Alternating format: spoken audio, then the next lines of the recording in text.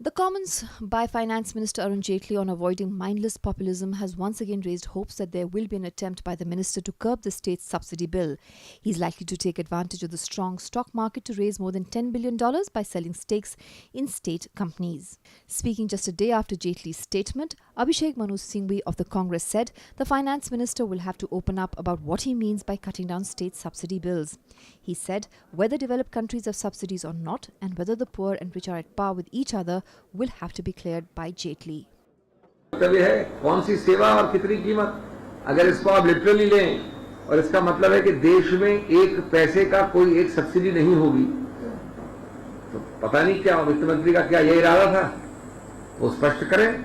निश्चित रूप से हम समर्थन करते हैं इस बात का कि जहां तक हो, जिन लोगों की काबिलियत हो उनको सेवाओं के लिए पैसे देने चाहिए, लेकिन क्या गरीब व्यक्ति, क्या देश में, क्या विकसित देशों में सब्सिडी नहीं होती?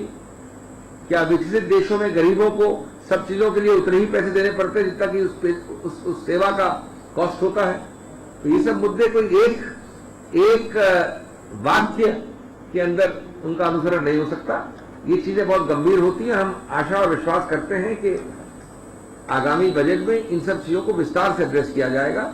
Meanwhile, Singhvi also condemned the snooping on BJP by the National Security Agency of the US. He said it was right of the current dispensation to take up the matter with the concerned authorities. We condemn all kinds of snoopings by any sovereign nation on any other sovereign nation, and indeed all other forms of snooping also. But we need to know the facts.